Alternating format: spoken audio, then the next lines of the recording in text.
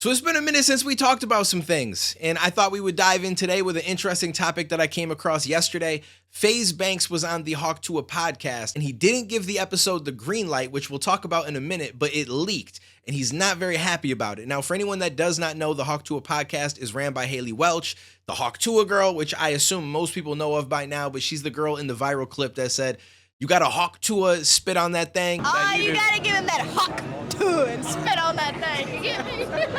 She got extremely popular. She's made a whole lot of money off of one of the craziest phrases that I've heard in a minute. And a lot of it, I think, had to do with her accent. But regardless, all of that aside, I didn't have a problem with it. I felt like it's smart that she capitalized on the fact that she went viral, but then she put out a meme coin, the Hawk Tua coin. And that shit just wasn't really a good look. Now, I don't necessarily blame her. I do to an extent because I feel like she should have knew better. Like, you do a little bit of research and you can see that a lot of times people put out these meme coins, it becomes a rug pull and everybody's upset about it. So if I was her, I would have avoided that shit like the plague. Regardless, she was convinced by people around her and some people that they probably brought into their team that it was a good idea. It was going to be a long-term coin, and she kind of bought it. So like a little bit of stupidity there, but at the same time, I don't fully think that she was involved with trying to rug pull her entire audience. I think that she's just new to all of this, and she just kind of got swindled, I guess. It's probably the best word I can think of. Anyways, Faze Banks was one of the people that would jump in the Twitter spaces while her and her team were trying to explain how it wasn't a rug pull and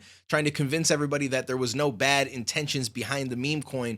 And Faze Banks called out a lot of bullshit, and they didn't seem to really like it. And then it ended with her saying that she was going to go to bed, and we've never seen her since then. So she's kind of just disappeared from the internet. They did come forward and say that they acknowledged that there were people that did some wrong things. There was a lawsuit, so on and so forth. We covered all of this. I will put links to those videos down below if you guys are interested. Regardless, fast forward to a couple of days ago, or whenever this podcast was recorded, Faze Banks jumped on her podcast and apparently wanted to hold a conversation regarding the meme coin and hold them accountable and get a lot of the answers that people were hoping to hear, because nobody really knows what's going on behind the scenes, being that she disappeared. And unfortunately, the podcast got leaked, but here is a clip of it. I want to start by saying thank you to all my true fans and all the people that actually watch my stuff and they keep up with me. We're trying to sort out all the pieces and stuff to like get all this figured out and make everything right. Oh my God, I'm going to cry. No, don't cry. Don't cry. Don't cry. Everything's going to be good. We're going to be good. And guys, listen, just as a temperature check, I just want to say, the first thing that she said to me off camera was, the minute you DM'd me, I really wish I just texted you and called you. And that speaks to me because of how I was introduced to crypto, and we'll get into that. But I'm also kind of on the back end of things too. Like, their team's been very forthcoming. My team is vetting them the fuck out right now and has been for the last week. Thread Guy and Frank, they're going to be on this episode. It's such a weird blend and mash of worlds. No, don't It rolled out. Don't cry, Haley. It's fine. It's all going to be okay. Life is going to be okay. Oh, Haley, no. No, don't do that. Don't stare at me. No. You just You're adorable. Just give us a minute. Okay. It's going to be okay. Well, so basically how this idea got brought to me, it was supposed to be like what do they call it, a long-term coin. And the guy that ran the account, he was like, oh, we're going to change like the way everybody thinks of crypto. Crypto is going to be a good place. And I feel really bad for all the people that got affected by it. And it just didn't go the way I planned. And all the money out of this episode is getting donated to all the animals that have been affected by the fires up here. And I'll match it.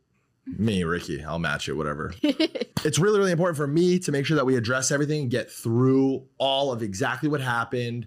I think that it's really, really important at this point to be totally transparent about everything that happened with you and your partners and this launch and in crypto, and what makes this bad and what makes what Iggy Azalea is doing maybe even good, and what makes Trump's doing different, right? Now, obviously, if we're just judging based on that podcast clip, it seems like it went great. They were having a conversation about it. She apologized. He said that they're going to ask the questions that need to be answered. And I haven't watched the entire leaked podcast. I'm sure it's somewhere on the internet. I only saw this clip, but then I saw his tweet, and he was extremely unhappy that it leaked because apparently Faze Banks and his team said that they would only greenlight that episode to come out if a few conditions were met. And I'm guessing they weren't met, and then it was leaked, and he has a theory as to why they actually leaked it. So the beginning of his tweet doesn't start off all that bad. It explains exactly what kind of stipulations they wanted, and he says, so in an attempt to hear Haley Welch's side of the crypto scam story, I agreed to do her first podcast back. I had heavy stipulations, including 1, not allowing markets to be manipulated by leaking this episode's existence before a resolution was found, and 2, her team finding a real solution regarding the money she made, where that should go, and what to do with the Hawk project moving forward.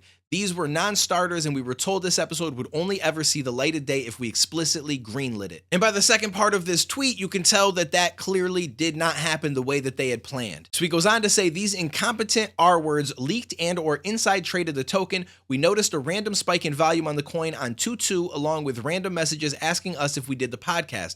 Very clearly, her team was not as solid as they claimed to be. They completely blew it, and we called the episode off right then and there. Now today, the episode randomly gets leaked. The price of Hawk is pumping, and they completely effing fumbled the bag yet again. What a effing mess. Poor girl, it's a wonder how she found herself in this position in the first place.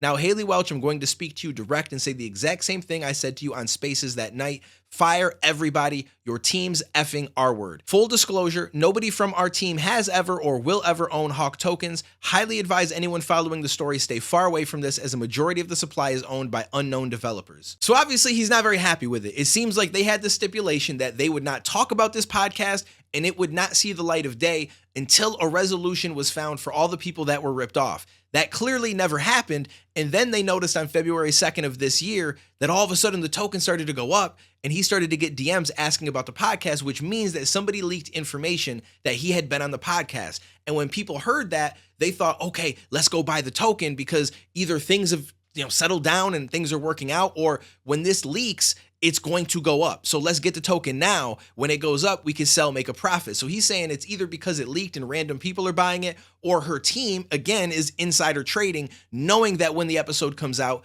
the token might suddenly start to do better. So he said, we're calling off the podcast. We don't want it out. We're not greenlighting it, so on and so forth, thinking if it doesn't come out, it won't pump up, and her team or whoever it is behind the scenes that knows about this isn't going to make a profit.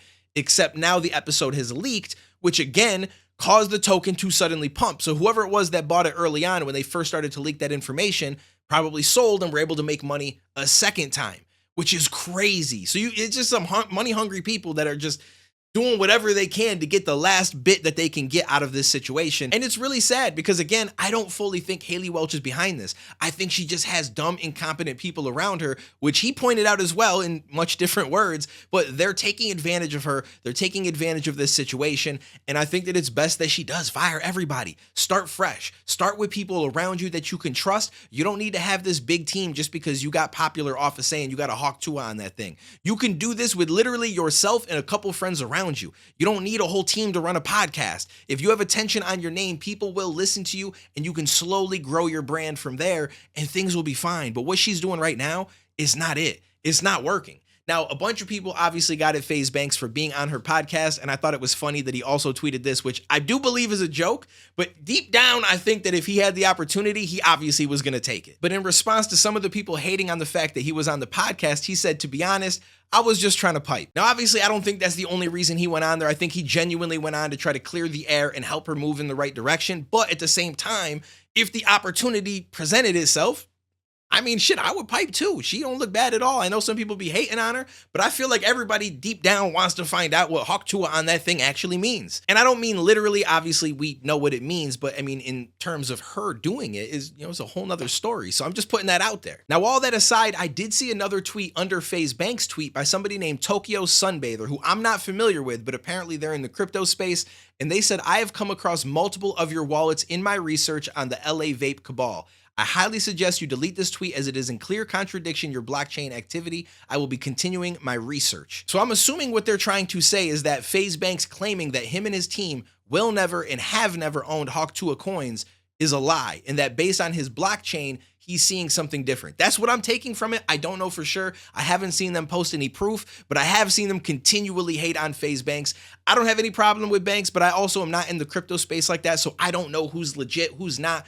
I don't really pay attention to any of that. I've been following Faze Banks since him and Jake Paul had beef and he was doing the vlogs and all that kind of stuff. In 2020, I tried to join the Phase 5 contest. I made it to the 100, which is why I have a hoodie that I wear in quite a lot of my videos. I also got like a shaker, a G Fuel thing. So ever since then, I've kind of been following Faze and just seeing what they do. Because back in like 2016, I found out that certain gaming clans actually had mansions that people were living in, and I was blown away. I didn't know this was a thing. That was when I started to learn about streaming. I started to follow some of this shit, and it's the reason why I started to make YouTube videos in the first place. So I have been a fan from that side of things. I don't know much about the crypto stuff. I dabbled in NFTs and stuff myself, made a little bit of money, but I've never really followed anybody in the crypto space. I kind of just did my own research. So I don't know if this is true, if it's not, if more information is going to come out, but obviously if something like that happens, we will talk about it as more stuff comes out about the Hawk Tua coin, which at this point, I don't think there's much more that's going to. I think we've kind of gotten to the bottom of it. Her team, unreliable. They're not trustworthy. They're scammy. There's a lot of bad things and whatever words you want to put with them.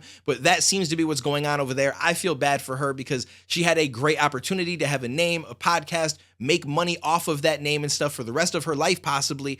And now it's kind of in limbo. I do think she can still be fine and recover from this, but she's got to detach from these people as soon as possible. That is my own opinion. Let me know what you guys think down below. I just saw this and wanted to talk about it. So I appreciate you, and I will catch you in the next one, homies.